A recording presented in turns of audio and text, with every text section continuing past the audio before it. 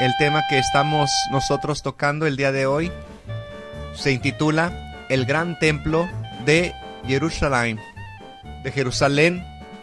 y la pregunta es, ¿fue destruido o está oculto? El Gran Templo de Jerusalén, ¿está destruido o está oculto? Es la pregunta. Cuando el rey Salomón edificó el Beit HaMikdash, el Gran Templo de Jerusalén, sabiendo que estaba destinado a ser destruido, está hablando de Salomón, sabiendo que estaba destinado a ser destruido, construyó un lugar en el cual esconder el arca, al final de ocultos, profundos y sinuosos pasadizos. O sea, en otras palabras, túneles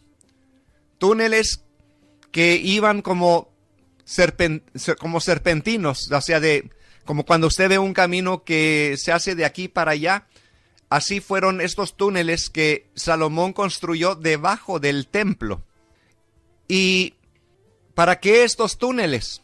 Bueno, sabiendo que iba a ser destruido el templo, Salomón construyó un lugar en el cual esconder esta arca. Por eso se cree que esta arca está escondida aún todavía sin ser encontrada. Pero hay algo más allá todavía, que probablemente el mismo Eterno fue quien la escondió. Fue allí entonces donde el rey Yoshía depositó el arca 22 años antes de la destrucción del templo, como se relata en el libro de Crónicas. El Beit HaMikdash, el gran templo, fue construido por el rey Salomón y destruido 400 años después. Por los ejércitos del emperador babilónico fue cuando aconteció esto.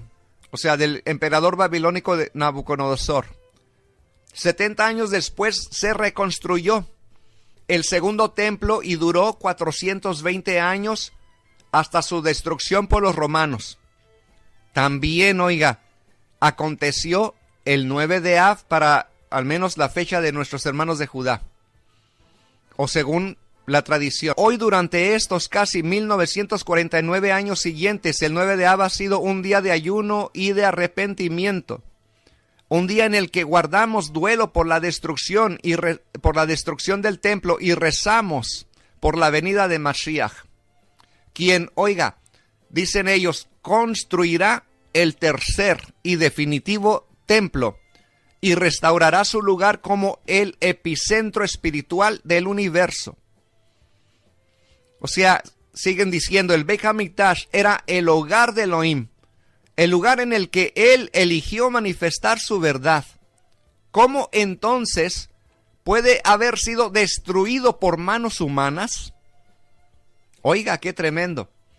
La pregunta que se hacen ellos, si el propósito esencial del Beit HaMikdash era ser el mismo hogar del Eterno, donde él eligió manifestar su presencia, su Shekinah.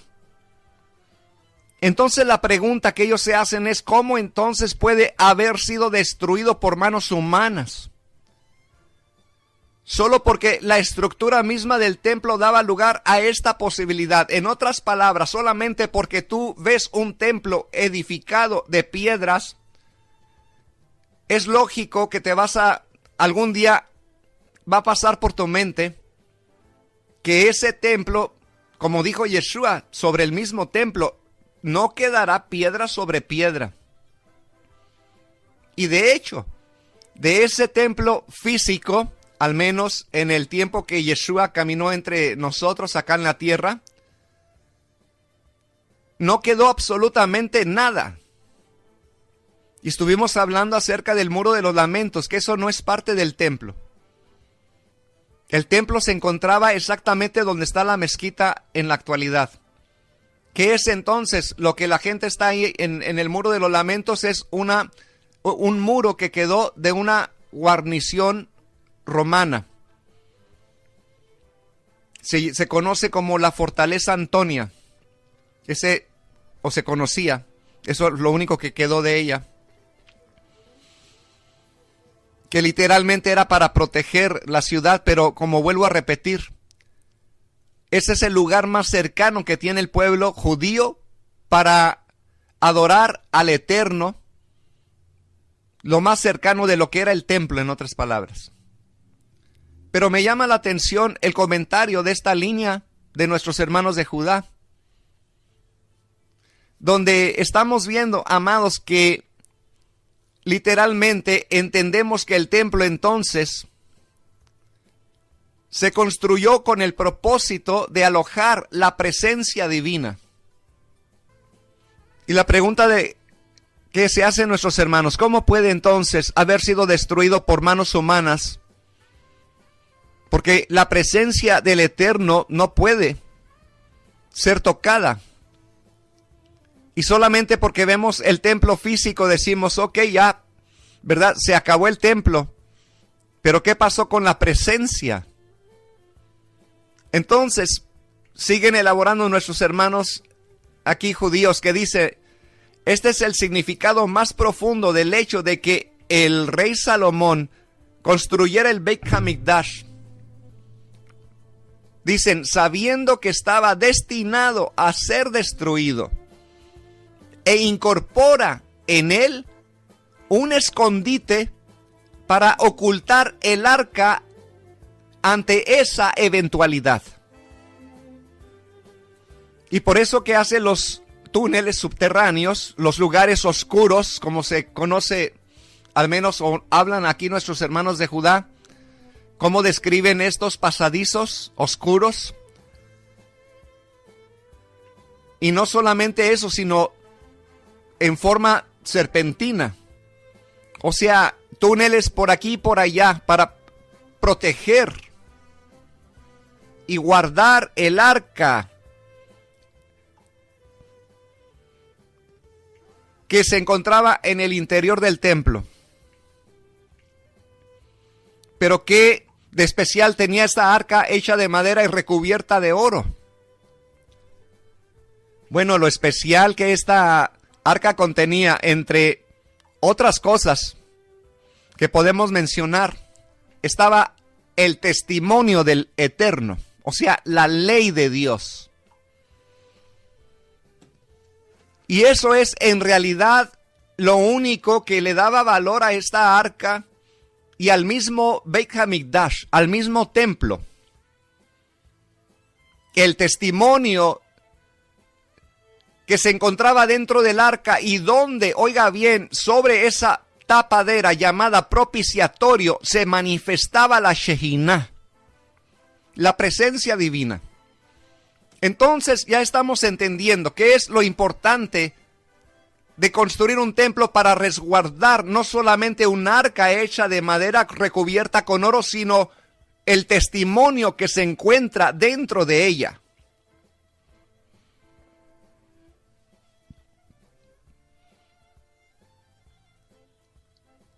Entonces siguen comentando nuestros hermanos de Judá en esta cuestión,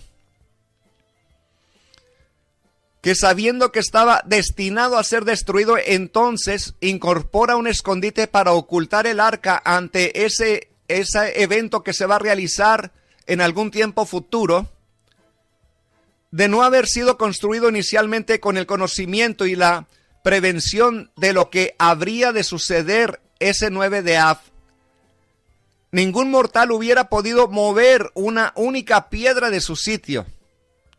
El hecho de que el escondite del arca se construyera en el Beit HaMikdash desde sus mismos comienzos también conlleva otra implicancia. Significa que el primer, el segundo y el tercer templo no son tres estructuras distintas, sino partes continuas de un único edificio. Aleluya, yo no sé si usted captó esto, que el primer templo, o el tabernáculo, como algunos le llaman, que se construyó en el desierto, y que después fue destruido y reemplazado por el templo de Salomón, y que a este también fue destruido en la misma fecha, pero que ahora el tercer templo que al menos, oiga bien, porque para nosotros ya aconteció esto, y es lo más maravilloso que vamos a estar desarrollando en este tema. que el tercer templo entonces no será diferente, sino será parte de la misma estructura o tendrá el mismo propósito, en otras palabras, que tuvo el primero, el segundo y que tendrá el tercer templo, la misma, oiga bien, el mismo trabajo de contener en él la presencia divina. Pero ¿cómo se manifestaba? Como vuelvo a repetir, en el arca. Pero ¿qué es lo que hacía que se manifestara sobre esa arca? Pues que estaba el testimonio. Cuando hablamos de testimonio, estamos hablando de todas las cosas que fueron escritas por al menos al principio fueron escritas por el dedo del Eterno, pero después ya fue Moshe, según la tradición, quien escribió después los segundos sets de mandamientos. Pero encontrados ahí también, en esa arca. Y me llama la atención, amado, porque en realidad es que no hay diferencia. La única diferencia es de que había una gloria grande en el primer templo, que estaba en el desierto, y que después el que construyó Shlomo era una gloria menor, pero no tanto en que tuviera que ver con la presencia divina, sino que el primer templo brillaba, era un faro de luz. Mientras que el segundo templo, ya el arca tenía que descender a los subterráneos en tiempo de peligro. O sea, en otras palabras, se oscurecía, o se alejaba, o se escondía esta presencia. Aunque estaba resguardada, claro. Hablando acerca de esta cuestión, ¿no? De los templos, que son una misma cosa. Una misma cosa. Entonces, entendiendo que allí se iba a manifestar la Shejinah por el testimonio que había en esa arca. Y cuando hablamos acerca de la construcción del templo de Shlomo, usted lo puede buscar a ver si lo encuentra en la internet. No lo tengo a la mano, pero sí me acuerdo haber visto algo parecido en un documental, donde literalmente tenían unos hidráulicos de agua donde se colocaba en el lugar más santo, el lugar santísimo, como se conoce, ahí el arca, y cuando estaba o se sentía que iba a correr peligro, o iba a haber guerra o lo que sea, la hacían descender en esos hidráulicos, o sea, como un elevador, y bajaba al subterráneo esa arca y la transportaban como si fuera un tren, ¿verdad? Un vagón por esos túneles. Y pues iban y la metían en uno de esos y para saber por dónde estaba o por dónde había entrado era la cuestión, ¿verdad? O sea, esa era la protección. Y es tremendo. Voy a dar oportunidad a mi hermana Araceli que nos dé un comentario sobre esto que estamos hablando. O sea que cuando nuestro amado Yeshua les habla a las multitudes, ¿verdad? Cuando él predicaba, iba al templo y cuando él les dice, destruyan este templo y en 3 días lo levantaré. Vemos que nuestro amado Yeshua estaba hablando de su cuerpo y ellos estaban pensando en el templo físico. Y es lo mismo que pasa en estos tiempos. Nuestros hermanos de Judá están pensando en el templo físico porque está escrito que después que el día 9 de Ab el templo fue destruido, debería de haber empezado la construcción inmediatamente del nuevo templo. Entonces vemos aquí que cuando nuestro amado Yeshua da la señal a ellos diciéndoles que destruyan el templo y en 3 días lo levantará, entonces vemos que él muere, dura 3 días en la tumba y al tercer día resucita. Y cuando resucita, pues entonces él viene a sus discípulos y habla con ellos y les dice Shalom Alejem. Lo vemos en Juan 20:19. Como el Padre me envió, así yo los envío a ustedes. Y vemos que les dice, reciban el Ruach HaKodesh. A quienes les perdonen sus pecados, les serán perdonados. Y a quienes no se los perdonen, no les serán perdonados. Estamos hablando de la Torá. Cuando nosotros llevamos esas buenas nuevas de salvación y comenzamos a hablarles de los mandamientos del Eterno, para aquellas personas que lo reciben y que comienzan a hacer teshuvá y comienzan a buscar del Eterno, a volverse a los mandamientos del Eterno, les son perdonados. Pero aquellos que no quieren y se rehúsan, entonces no les son perdonados. Simple como eso. 50 días después, vemos después de Pesach, en el tiempo de Shavuot, que uno está contando los días, entonces, o Pentecostés como se le llama, viene y es derramada la promesa. La promesa que oíste es de mí, dice. ¿Y cuál fue la promesa? Que se le dio desde Joel, que como se le habla también en el libro de Jeremías, cuando dice que haría un nuevo pacto, no como el pacto que hice con vuestros padres cuando los saqué de la tierra de Egipto. Pondré mis mandamientos en sus corazones y todos me conocerán desde el mayor hasta el menor. Y vemos que eso se cumplió cuando el Ruach HaKodesh, su Santo Espíritu, fue derramado en todos los discípulos en Pentecostés o en Shavuot. Y de ahí vemos que pues está el establecimiento. Tenemos 2000 años de eso, que Él lo está haciendo más glorioso que antes. Aleluya, así es, amada hermana, es algo poderoso lo que usted está ahí tocando, porque cuando dice, al que le perdonares sus pecados, le serán perdonados, y al que se los retuviere, le serán retenidos, está hablando precisamente de la función de un Cohen, de un sacerdote. Aleluya. Y el mismo asunto del que estamos tratando aquí. Entonces, seguimos con esta cuestión del arca. El arca contenía 2 tablas de piedra que Moshe trajo al descender del Har Sinai, del monte Sinaí, inscritas con 10 frases, como se conoce en la mente hebrea, por la mano de Elohim. Y era obviamente el objeto más sagrado en el Beit HaMikdash y el único en la cámara más íntima del templo, el Kodesh HaKadoshim, que es el lugar santísimo. Y de hecho, dicen ellos, nuestros sabios defienden la función principal del Beit HaMikdash como el sitio, oiga, de la residencia del arca, pues el arca constituía el lugar de descanso de la Shejinah, de la presencia divina.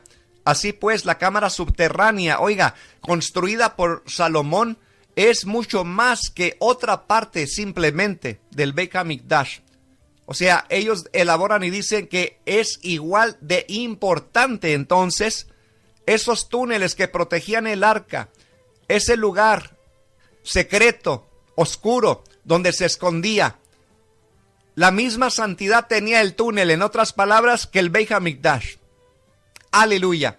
Ahora, ¿qué es lo que siguen diciendo ellos? Bueno, el hecho de que, como vuelvo a repetir, se construyera entonces esta arca era para que la presencia del Eterno, ¿verdad? Como dicen ellos, el expreso propósito de contener el arca significa que es el mismo tenor del Kodesh HaKadoshim, del lugar santísimo, o sea, el corazón mismo del templo y su razón de ser. O sea, me estamos entendiendo, o sea, lo que contenía el arca, la presencia, era el corazón realmente, lo importante de para qué se construyó el Beit HaMikdash y para qué se construyó el arca.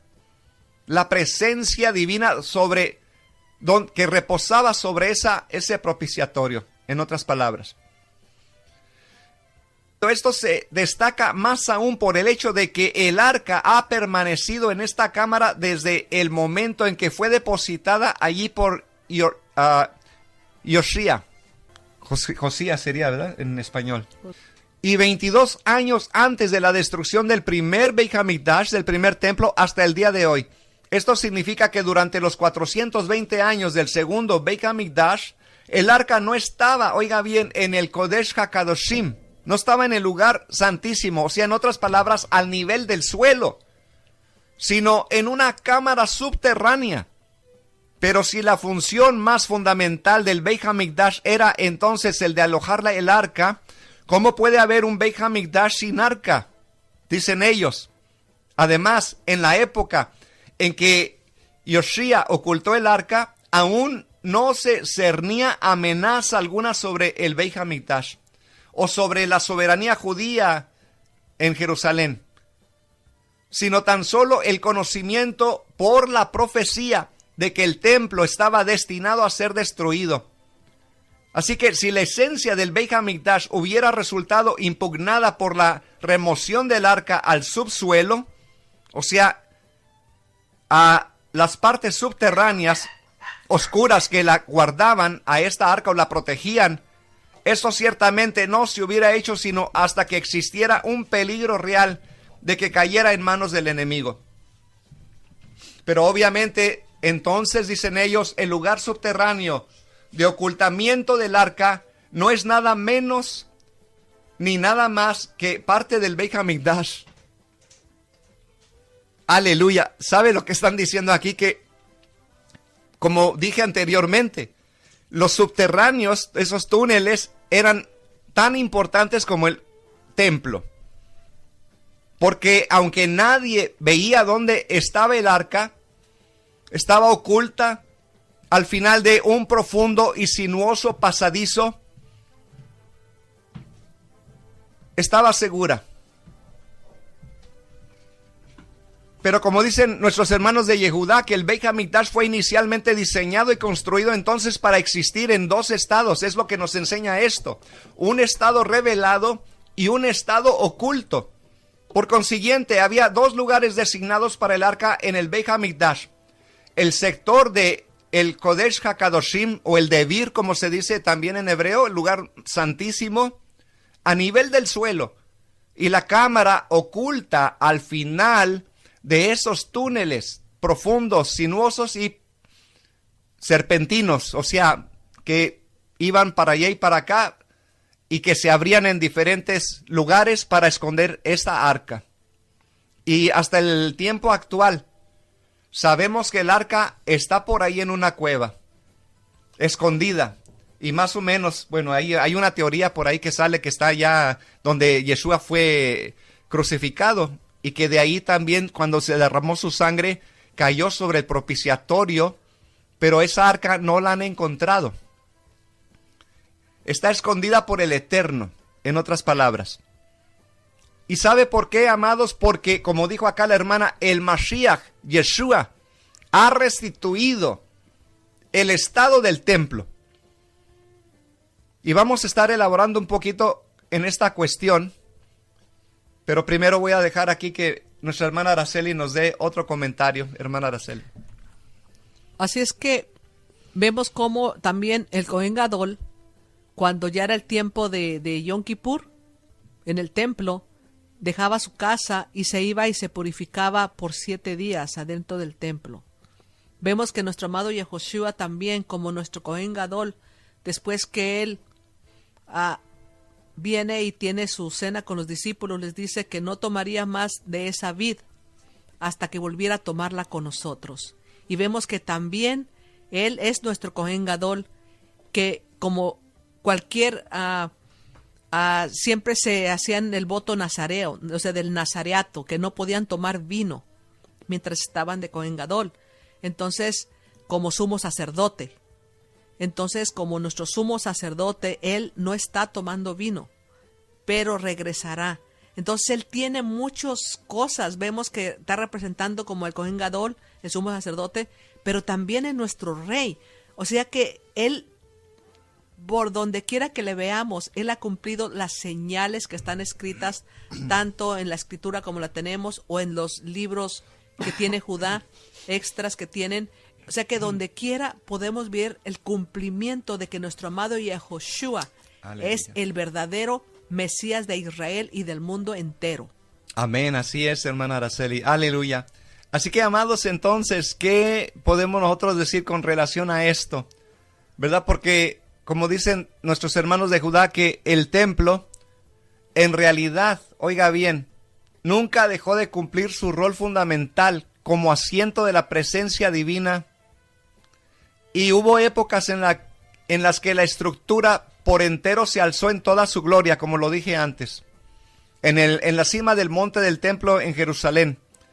Pero en épocas también existió en una forma disminuida, como cuando fue el segundo templo, en el caso del segundo templo, o que fue totalmente destruido. Pero una cierta parte, dicen ellos, del Beit HaMikdash nunca ha sido perturbada, y allí su corazón jamás ha dejado de latir. Recuerde lo que dijo nuestra hermana Araceli, cuando dijo Yeshua, que dijo precisamente sobre de que si destruyen ese templo, hablando de su templo, lo levantaría al tercer día. ¿Se da cuenta? O sea que él, acá dijo no sé si lo dijo ahorita, hermana, un comentario de nuestros hermanos de Judá, que antes de la destrucción del templo o después tendría que haber una afirmación otra vez de la reconstrucción. O sea, tenía que otra vez procurarse o establecerse, como dijeron los rabinos de antaño, y comprendieron que cuando ya comenzó, oiga bien, el color de grana allá no cambiara a tornarse blanco, cuando ya la suerte por Azazel no caía, entonces entendieron que los pecados ya no estaban siendo perdonados en ese templo físico, pero que, oiga bien, el Mashiach, o al menos el Eterno, tenía que proveer de alguna otra manera la forma de salvación y perdón de pecados. Y fue cuando Yeshua entonces viene en escena y dice, destruyan este templo y al tercer día lo levantaré, porque él estaba volviendo a restituir el templo, pero en un estado eterno. Amén, porque cuando estaba el cordón, vemos que después de que Yeshua dio su vida, ya el cordón ya no cambió de color, ya no se puso blanco, porque él lo dijo. Entonces, cuando él murió y resucitó, todo cambió. El templo ya no fue físico, sino espiritual. Entonces, ellos todavía lo miran cuando en el 9 de Ab, que es pues es el quinto mes, fue destruido el templo y siempre fue destruido en la misma fecha. Entonces, ellos dicen que inmediatamente en cuanto el templo fue destruido debería de haber, o sea que tenía que haber empezado la reconstrucción. Pues ellos entienden que en ese momento que el templo fue destruido comenzó la reconstrucción, pero de una manera espiritual. Y nosotros lo sabemos que así es como lo hizo nuestro amado Yehoshua. Por eso cuando él dijo, destruyan este templo y en 3 días lo reconstruiré, sus discípulos, él por medio de su Ruach HaKodesh comenzó a hacer entender a todos que así era. Pero vemos que físicamente, pues los otros decían en 40 años o cuántos años fue hecho el templo y tú lo quieres ver. Entonces, ellos todo lo quieren ver físico. Por eso no pueden entender lo que está pasando. Pero solamente les falta reconocer que es Yahoshua, el Rey de Reyes, y es nuestro Rey. Entonces, pues es algo que todavía ellos no han llegado a ese entendimiento. Todavía están poniendo un nombre. Entonces, porque cuando miran las cosas físicamente, así va a ser. Como vemos a Tomás, ¿verdad? Que dice, si no lo veo, si no meto mi dedo aquí, no meto mi mano, entonces dice, bienaventurados los que hemos creído sin ver. Aleluya, amén, amén, hermana Araceli. El templo entonces fue erigido con el propósito de que tuviera, o al menos, 2 estados. Uno visible y el otro oculto. O sea, visible por fuera, pero el otro oculto en los subterráneos, en las profundidades, en lo oscuro, en lo secreto. Entonces, dicen ellos,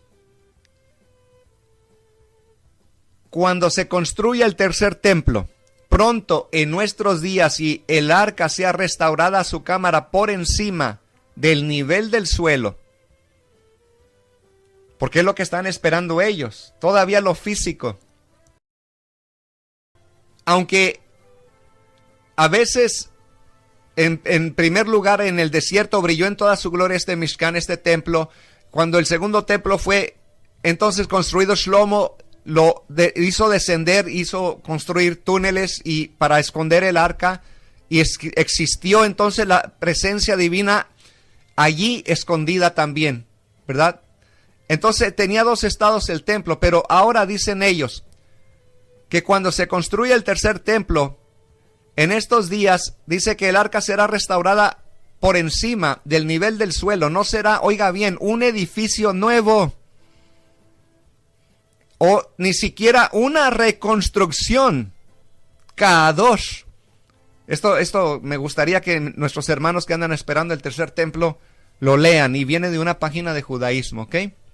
No será un edificio nuevo, ni siquiera una reconstrucción, sino la reafirmación y manifestación de aquello que ha estado presente en todo el tiempo. Por eso dicen ellos, porque hemos, o por cuanto hemos pecado ante ti, nuestra ciudad fue destruida, nuestro Beit HaMikdash devastado, nuestra gloria fue desterrada y el honor ha sido quitada de nuestra casa de vida, y ya no nos es posible cumplir con nuestras obligaciones en tu casa elegida, la casa grande y santa sobre la que tu nombre es proclamado. Como lo expresan estas líneas, entonces la susceptibilidad del templo a la destrucción es, en el nivel más básico, una cosa negativa. Porque Dios sabía que nosotros podríamos, oiga bien, demostrar ser dignos de su presencia manifiesta en nuestras vidas. Y por eso instruyó que el Beit HaMikdash fuera construido de manera tal que permitiera periodos de disminución y ocultamiento. Por eso, amados, cuando hablamos acerca de que nosotros somos el templo del Elohim viviente, no nos entienden porque está oculto a ellos. Está escondido a ellos. Ellos esperan ver el arca en el nivel de arriba, en el físico, un edificio. Pero la perfección de este templo se encuentra más allá de lo material, más allá de un edificio hecho por manos humanas. Así que la vulnerabilidad humana al pecado es el terrible complot sobre los hijos del hombre por parte de Dios. Dios no nos creó con la capacidad de hacerlo errado solo para permitirnos descubrir la luz mayor que viene de la oscuridad, a fin de permitirnos explotar el ímpetu de nuestro más bajo descenso para impulsar nuestros deseos o nuestros logros más excelsos. Durante siglos el Beit HaMikdash ha estado desolado, contraída su esencia en una profunda cámara subterránea debajo de su gloria arruinada. Pero este terrible descenso no es en verdad otra cosa que el ímpetu para un ascenso más alto, un bien mayor, una perfección más universal. Los senderos a esta cámara están ocultos, son profundos y son sinuosos. O sea, en otras palabras, están escondidos. Dice, y esta no es la genuina y derecha senda del justo, sino la senda furitiva y laberíntica del retornante a los caminos del Eterno, lo que llaman ellos el Baal Teshuvah, el que realmente se arrepiente. Un sendero que zambulle o se zambulle en las profundidades de su alma para desatar las más potentes fuerzas ocultas en su interior. ¿Está escuchando? O sea que el templo tiene que literalmente ser restaurado a una forma no física, sino una forma como cuando se escondía o la escondían en esos subterráneos, oscuros, profundos, secretos.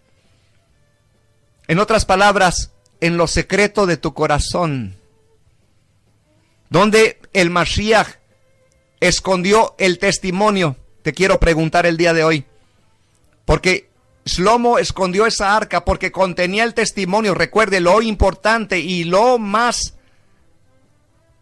tremendo que existía en esa arca era el testimonio, la ley de Dios, y por eso se manifestaba ahí, porque ahí estaba su palabra. Pero ahora Yeshua no la metió a un túnel físico, sino la metió a una cámara secreta que está en nuestra mente y en nuestros corazones. Ahí está el testimonio. Por eso dice, en aquellos días estableceré un pacto nuevo con la casa de Israel y con la casa de Yehudá, no como el pacto que hice con sus padres en el tiempo que se desatendieron de mí, sino que ahora pondré mi ley en sus mentes y en sus corazones. ¿Se da cuenta? El Eterno desea que no solamente, o sea, esta cuestión que Shlomo hizo es algo representativo de lo que tenía que acontecer con el templo espiritualmente.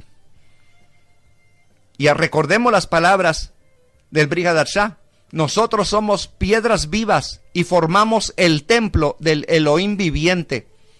Y nosotros individualmente también contenemos, tenemos en nuestro corazón y en nuestra mente la palabra del Kadosh Baruj Hu. Y ahí se manifiesta cuando la persona vive en santidad, obedeciendo los mandamientos, ahí se manifiesta la presencia divina en nuestro corazón, en nuestra mente, en nuestra vida. Qué maravilloso es esto, amado. ¿Se da cuenta? No necesitamos algo físico, sino que nosotros formamos el templo del Kadosh Baruj Hu. Así es que, amados, después de la reconstrucción del templo, pues, ¿qué es lo que se está haciendo? Sino que la era mesiánica. ¿Y cuáles eran las promesas ahí también? Que el lobo morará con el cordero y el leopardo yacerá con el cabrito. ¿Y qué es lo que el Eterno ha hecho por medio de nuestro amado Yahushua cuando Él dio su vida y nos hace nacer de nuevo? Toda aquella persona que nace de nuevo, no importa de qué nacionalidad sea, podemos estar juntos. Recuerde que anteriormente, pues siempre se dio a conocer, principalmente si usted se va al libro de Enoch y mira que toda la historia de la humanidad está representada en animalitos. Vemos a los egipcios como lobos, vemos a los de la generación de los árabes como elefantes, y así a cada uno, y vemos al pueblo del Eterno, que es el justo, como corderos. Entonces, vemos ahí la situación de que es ahí lo que estamos viendo, que en Yeshua, Él está haciendo desde la reconstrucción del templo, Él ha hecho cambios. Y es lo que Él ha estado preparando a su pueblo, que es lo que estamos haciendo, a reconocer que somos su templo, todos nosotros que tenemos que unirnos, esas piedritas vivas en un solo cuerpo, para que su presencia pueda ser derramada completamente a la humanidad entera. Aleluya, mire lo que dice 1 Corintios 6:19, ¿o no sabéis que vuestro cuerpo es el templo del Ruach HaKodesh, del Espíritu Santo, que está en vosotros, el cual tenéis de Elohim, y que no sois vuestros? Y mire lo que dice aquí en 1 Corintios 3:16, ¿no sabéis que sois el templo de Elohim y que el Espíritu de Elohim habita en vosotros? Ahora, hay otro texto aquí, donde dice, 2 Corintios 6:16, ¿o qué acuerdo tiene el templo de Elohim con los ídolos? Porque nosotros somos el templo del Elohim viviente. Como Elohim dijo, habitaré en ellos y andaré entre ellos y seré su Elohim y ellos serán mi pueblo. Ahora ya entendemos, amado, por qué nosotros hemos heredado la Kejuná, el sacerdocio, y ya bajo normas diferentes, no sobre aquellas leyes sacrificiales, sacerdotales, que no servían y no ayudaban para mantener un estado limpio, estable, vamos a decir, porque se tenían que sacrificar continuamente esos animalitos, y no era suficiente, porque para que alguien realmente fuera perdonado se requería vida por vida, no un animal por un humano. ¿Se da cuenta? Nosotros deberíamos de haber muerto, pero no había sustituto correcto. Los animales no eran un sustituto correcto para satisfacer, vamos a decir, la justicia. Sino que si alguien mataba, quitaba la vida a alguien, entonces tenía que pagar con su vida. Eso era lo correcto, lo justo. Y eso fue lo que Yeshua hizo por nosotros. Tomó nuestros pecados, nuestras culpabilidades, en otras palabras, para que nosotros ya no andemos en camino de muerte, sino en camino de vida. Y lo interesante de todo es que ahora ha reconstruido la cuestión del templo, aunque nuestros hermanos de Judá no lo vean de esta manera, pero nosotros lo vivimos. Nosotros lo vivimos. ¿Por qué? Porque el Espíritu de Elohim mora en nosotros. Así que, amados, bueno, hasta aquí llega mi comentario, hermana Araceli. Así es que todo esto que se está hablando, hermanos, es para que meditemos quiénes somos nosotros. Dice en la Escritura que Él nos ha hecho Kohanim, sacerdotes, un reino de Kohanim, para que nos presentemos delante de Él como sacrificios vivos, delante de su presencia. Es por eso que necesitamos de esa llenura del Ruach Kodesh. Necesitamos de su amor del Padre, el amor del Padre que llene, inunde nuestro ser, para nosotros poder ser esos canales de bendición, para que lleven gozo y paz a los demás. Entonces tenemos que todos ser esos canales, para que este mundo que se está perdiendo pueda salir de la oscuridad a su luz admirable.